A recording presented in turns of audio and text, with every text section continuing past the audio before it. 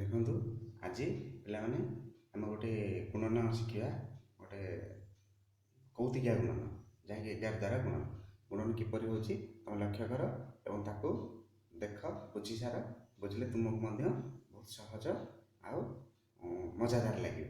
ଦେଖ, 11କୁ ଆମେ ଯେତେବେଳେ 11ରେ ଗୁଣିବା, ଆମେ ଗୁଣନ କରିବା। ଗୁଣନ କେମିତି କରିବା? ଏଠି 2 ଅଛି, ତ ଆମେ ଏମିତି ହିସାବରେ ଲେଖିବା 1 2 ପୁଣି 1। 2ଟି ଥିଲେ 1 2 ଯାଇଯିବା, ପୁଣି ଖସିବା। ସେମିତି ଦେଖନ୍ତୁ 1 2 3, ତିନିଟା 11 ରହିବ। ତ ଏଇଠି ଆମେ କ'ଣ କରିବା ନା 3 ଅଛି, 1 2 3 ଲେଖିବା। 3 ଯେଉଁ କ୍ରମରେ ଯାଇଛେ ପୁଣି ସେଇ କ୍ରମରେ 3ରୁ ଖସିବା। 2 1। ପୁଣି ଦେଖନ୍ତୁ 4ଟା ହେଲେ 1 2 3 4, ଆରେ 3 2 1। ଦେଖ, ଯେଉଁ କ୍ରମରେ ବଢ଼ିଲେ 4 ଯାଏ ପୁଣି ସେଇ କ୍ରମରେ ଖସିବା। ଆଚ୍ଛା, 4 ଯାଏ କାହିଁକି ଆମେ ବଢ଼ିଲେ? ନା 4ଟି 1 ଥିବାରୁ।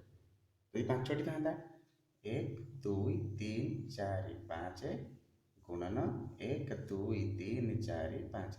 ଏଥର ପିଲାମାନେ କୁହ, ତାହେଲେ କେଉଁ ପର୍ଯ୍ୟନ୍ତ ଆମେ ଲେଖିବା? କୁହ କୁହ। 1 2 3 4, ହଁ ଠିକ୍ ଅଛି, 5, ପୁଣି ଖସିବା। ଏଇଠୁ ଯେଉଁ ଅନୁସାରେ ଲେଖିଛେ ପୁଣି ସଜେଇକି ଖସିବା ତଳକୁ। 4 3 2 1। ଏଇଟା ଗୋଟେ ହେଉଛି ମଜାଦାର କୌତିକିଆ ଗୁଣନ। ଯେତେବେଳେ ଏମିତି ଆମର ଗୁଣ ଆସିବ, ଗୁଣନ ଆମର କରାଯିବ, ସେତେବେଳେ ଆମେ କ'ଣ କରିବା ନା ଏଇ ସୂତ୍ରକୁ ପ୍ରୟୋଗ କରିବା, ଯାହାକି ଆମକୁ ସହଜ ଆଉ ଶୀଘ୍ର ହେବ। ମଜାଦାର ଲାଗିଲା ନା? ତାହେଲେ ଦେଖିବା ପିଲାମାନେ, ଦେଖ ଆଉ ଗୋଟେ କୌତିକିଆ ଜିନିଷ। ତୁମକୁ ଯେକୌଣସି 2 ଅଙ୍କ ବିଶିଷ୍ଟ ସଂଖ୍ୟାକୁ 11 ଦ୍ୱାରା ଗୁଣନ କରିବା। ତ ଆମେ ଗୁଣନ କରିକି ଶିଖିଛେ। ପୂର୍ବ ଭିଡ଼ିଓ ମୁଁ ଏପରି 2ଟି 3ଟି ଭିଡ଼ିଓ କରିସାରିଲିଣି ଗୁଣନ ଉପରେ। ତ ଆଜି ଆଉ ଗୋଟେ ଗୁଣନ ଉପରେ ଦେଖିବା, କେମିତି ଆମେ ଯେକୌଣସି ସଂଖ୍ୟାକୁ ଗୁଣନ କଲେ ମଜାଦାର ହେଇପାରୁଛି, ସେଠି ଆମେ ଲକ୍ଷ୍ୟ କରିବା। ତ ଦେଖ, ଏଠି ଆମେ ଫାଷ୍ଟ ଗୋଟେ ଗୁଣନ କରିବା। 12କୁ 11 ମୁଁ ଗୋଟେ ଗୁଣନ କରୁଛି। 12 ଗୁଣନ 11।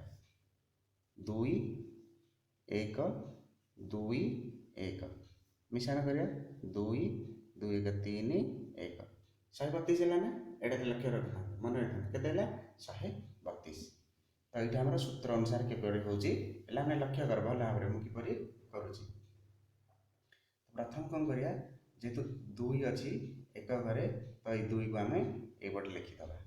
ଏକ ଘରେ 2 ଲେଖିବା। ଏଠି ପଳେଇଲା 2 ଆମେ ଲେଖିଲେ, ଯେହେତୁ 2 କୁ 1 ଗୁଣିଲେ, ଏଇ 1କୁ 2 ଗୁଣିଲେ 2 କୁ 2 ପଡ଼ିବ, ଆମେ ରଖିଲେ। ପରେ କ'ଣ କରିବା ନା ଦେଖନ୍ତୁ, ଏଠି ଅଛି କେତେ? 12। 12ରେ ତାର ବାମ ପଟ ଅଙ୍କଟିକୁ ମିଶାଇବା। ଏକ ଘର ଅଙ୍କକୁ ଛାଡ଼ିକି ଏଠି ଏକ ଘରେ କେଲା 2, 10 ଘର ଅଙ୍କ 1।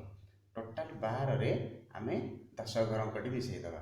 12 ରହିଛି ସଂଖ୍ୟାଟି ଏବଂ 10 ଘର ଅଙ୍କ ମିଶାଇବା। କେତେ ହେଲା? 12 1 13। ଦେଖିଲ ନା?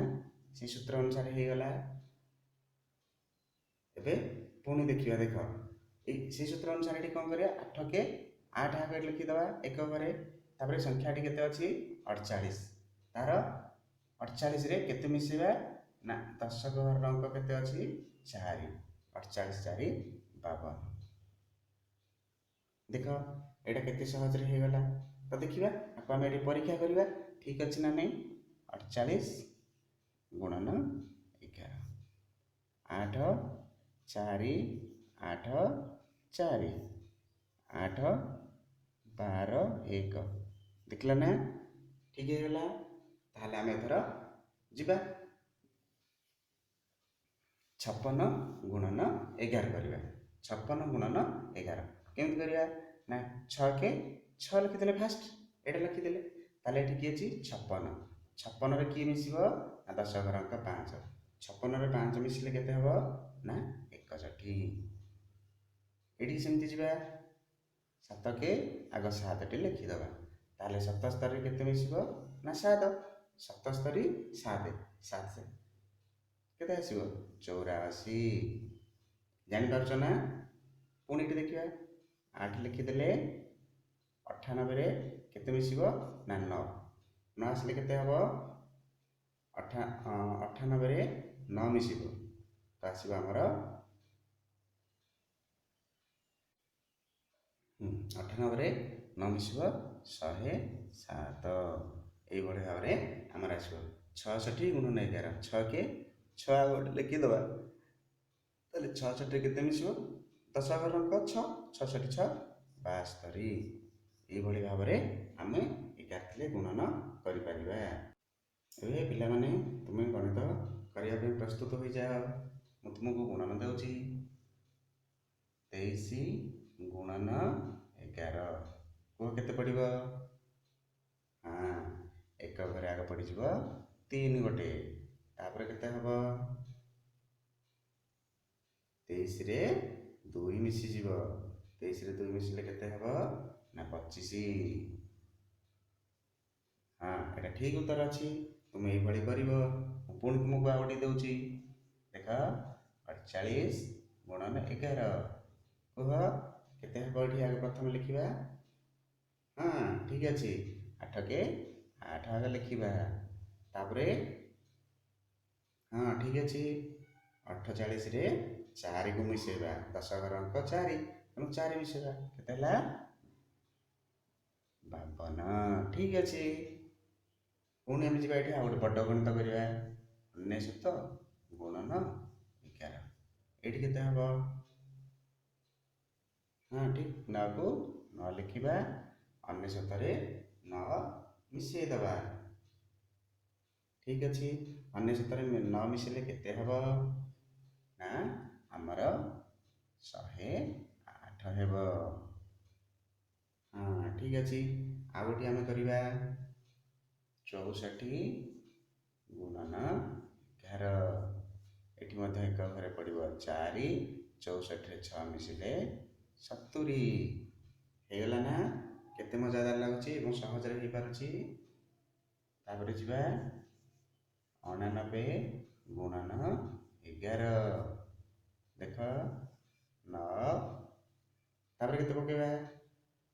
99 ରେ ଆମେ 8 ମିଶାଇବା, 99 ରେ 8 ମିଶିଲେ ହେବ 97।